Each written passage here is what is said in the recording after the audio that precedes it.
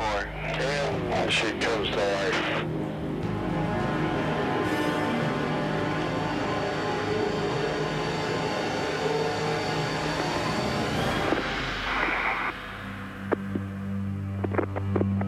This is Mission Control, Houston.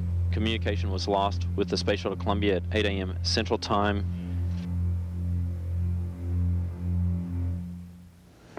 Imaginons que cette catastrophe n'ait pas eu lieu. Imaginons que la NASA ait su à temps que la navette Columbia se désintégrerait dans l'atmosphère et qu'elle ait ordonné in extremis à l'équipage de demeurer en orbite. Dans ce cas-là, aurait-on pu sauver les 7 astronautes? Rappelons-nous d'Apollo 13.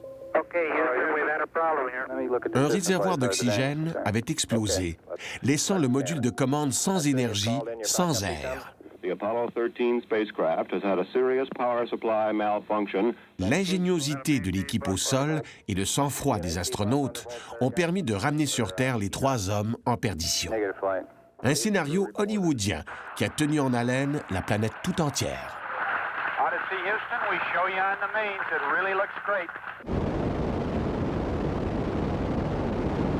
Mais qu'en est-il de Columbia? La cause la plus probable de la catastrophe semble avoir été la défaillance du bouclier thermique. Il aurait été endommagé par des débris de mousse isolante provenant du réservoir principal lors du décollage. Isolés dans l'espace, les astronautes peuvent-ils réparer le bouclier thermique?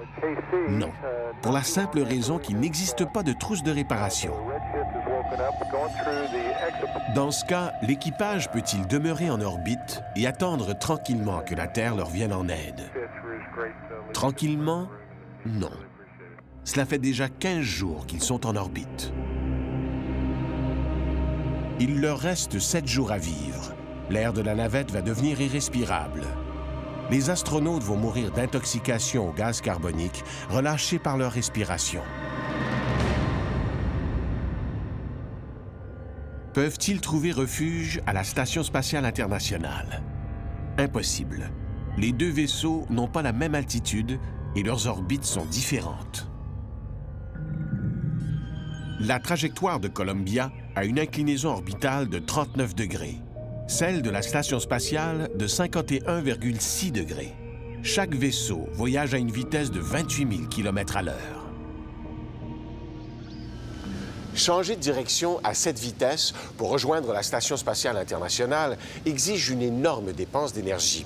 Columbia n'a pas assez de carburant pour effectuer cette manœuvre, donc les astronautes sont piégés. Seule la Terre peut les aider. En théorie, une navette pourrait venir les sauver. Atlantis doit décoller 1 mois plus tard, le 1er mars. Pour accélérer son départ, il faut oublier les procédures de sécurité et prendre d'énormes risques. Mais même en tournant les coins ronds, Atlantis ne peut pas arriver à temps. Que faire pour permettre à l'équipage de Columbia d'attendre plus longtemps? Le 1er février, une fusée Ariane 4 est sur son pas de tir. 2, 1, top. Elle pourrait transporter sur l'orbite de Columbia une cargaison de survie, comprenant, entre autres, des cylindres d'hydroxyde de lithium pour éliminer le CO2 et de l'oxygène. Pour cela, on doit fabriquer en toute hâte un contenant adapté à cette fusée. Mais encore plus, il faut revoir en catastrophe sa trajectoire, ce qui rend problématique le succès de la mission. Aussi, il ne faut pas s'en tenir à Ariane. Il faut envoyer d'autres lanceurs américains ou étrangers avec la même cargaison, en espérant que l'un d'eux atteigne son but. Oublions les Russes. Ils lancent leur fusée vers le nord-est, engendrant une orbite qui n'est pas compatible avec celle de Columbia. Imaginons qu'on réussisse malgré tout à envoyer une cargaison de survie près de Columbia. C'est maintenant aux astronautes d'entrer en action. Normalement, pour saisir un objet dans l'espace, les astronautes font appel au bras canadien. Mais Columbia ne l'a pas. Il a été sacrifié en faveur du Space Lab. Les astronautes n'ont pas le choix. Ils devront saisir cette cargaison manuellement. Cela s'est déjà fait pour un satellite. En 1981, des astronautes spécialement entraînés avaient essayé de saisir un satellite avec un équipement sur mesure. Par 2 fois, ce fut l'échec. Puis, lors de l'ultime tentative, 3 astronautes ont réussi à empoigner le satellite. Chacun était fermement ancré à la navette ou au bras spatial. C'était une opération risquée.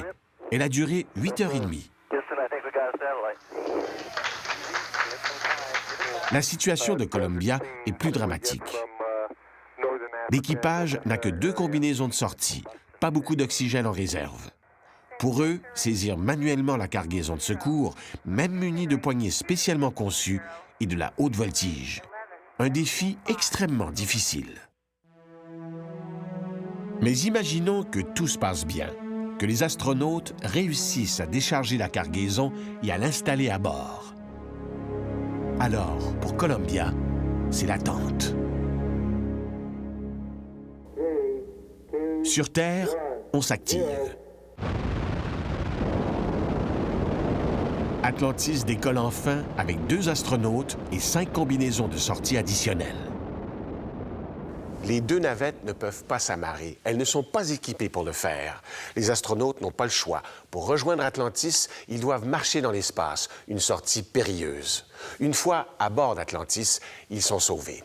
Ce scénario hollywoodien aurait pu être celui de la dernière chance pour les 7 membres d'équipage de Columbia. Et si rien de tout cela n'avait fonctionné, plutôt que de laisser mourir les astronautes en orbite, la NASA aurait risqué un retour progressif dans l'atmosphère terrestre afin de ménager le bouclier thermique. Dans ce cas, la navette aurait plané plus longtemps. Elle n'aurait pas atterri en Floride, mais en Espagne ou en Australie. Aurait-on pu sauver la vie des astronautes de Columbia? Peut-être.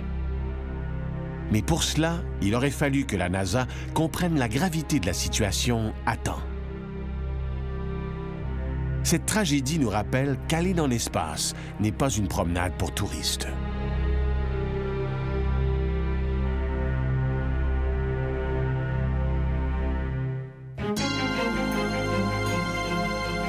Au retour, la vie dans les abysses.